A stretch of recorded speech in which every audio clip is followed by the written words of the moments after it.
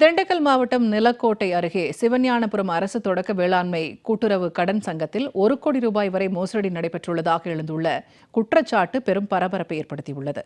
மோசடி நடந்தது எப்படி என்பது குறித்து இந்த தொகுப்பில் விரிவாக பார்க்கலாம்.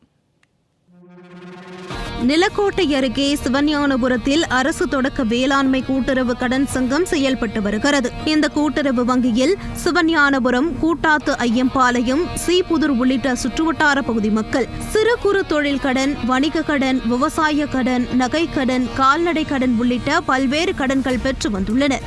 இந்த நிலையில் கடந்த 10 ஆண்டுகளுக்கு முன் சிவஞானபுரத்தை சேர்ந்த சுமார் 50க்கும் மேற்பட்டவர்கள் 10,000 ரூபாய் முதல் 20,000 ரூபாய் வரை கடன் பெற்றுள்ளதாகவும் அதற்கு வட்டியும் அசலும் சேர்த்து 27,000 ரூபாய் செலுத்த வேண்டும் எனவும் வங்கி சார்பில் நோட்டீஸ் அனுப்பப்பட்டுள்ளது.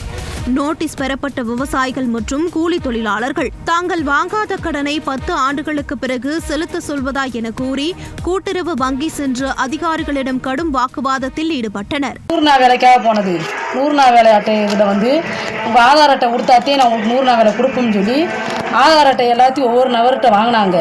வாங்கி எங்களுக்கே தெரியாமல் அந்த ஆதார் அட்டையை சொசைட்டியில் கொடுத்து எங்கள் பேரில் ஒவ்வொருத்தர் பேரில் 10,000 போட்டு லோன் எடுத்துருக்காங்க.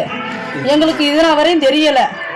நாங்கள் போய் சொசைட்டியில் போய் கேட்டதுக்கு 10 வருஷமாக எங்களுக்கு ரசீது வராமல் இப்போ மட்டும் எப்படி அனுப்பியிருக்கீங்கன்னு கேட்டதுக்கு நீங்கள் ஆதார் அட்டை கொடுக்காம உங்கள் பேரில் வர்ற அப்படின்னு சொல்லிட்டாங்க. அங்கே 10 வருஷத்துக்கு முன்னாடி ஒரு நோட்டீஸ் எங்களுக்கு நோட்டீஸே வராமல் நாட்டாம ஆஃபீஸில் ஒரு பேப்பர் ஒட்டிட்டாங்க.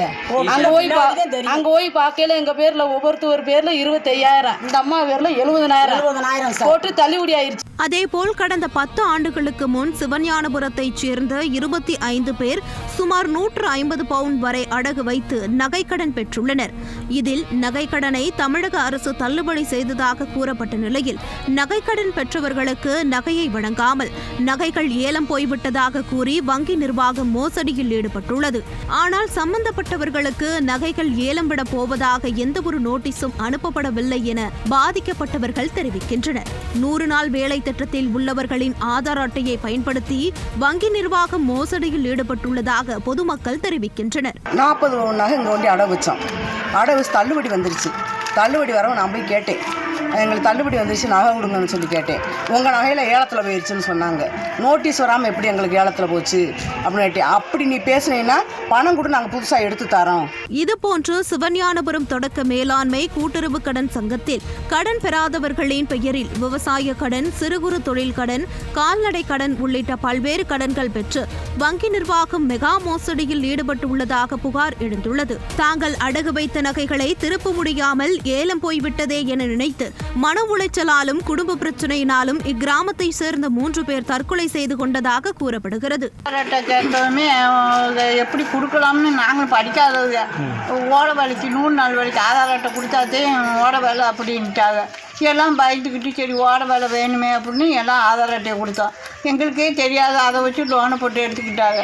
சிவஞானபுரம் தொடக்க மேலாண்மை கூட்டுறவு கடன் சங்கத்தில் 1 கோடி ரூபாய் வரை மோசடி நடைபெற்றுள்ளது. இது தொடர்பாக சம்பந்தப்பட்ட வங்கி மற்றும் அதிகாரிகள் மீது பொதுமக்கள் புகார் அளித்தனர். இந்நிலையில் ஜெயா பிளஸ் செய்தி தொலைக்காட்சியில் செய்தி வெளியானதன் எதிரொலியாக சம்பந்தப்பட்ட அதிகாரியின் மீதான புகார் தொடர்பாக மாவட்ட கூட்டுறவு வங்கி சார்பில் விசாரணை நடத்தப்பட்டு நடவடிக்கை எடுக்கப்பட்டுள்ளது. விசாரணையில் மோசடி தெரியவந்த நிலையில் வங்கி செயலாளர் ராஜமாணிக்கத்தை பணியிடம் நீக்கம் செய்து மாவட்ட கூட்டுறவு இணைப்பதிவாளர் உத்தரவிட்டுள்ளார்.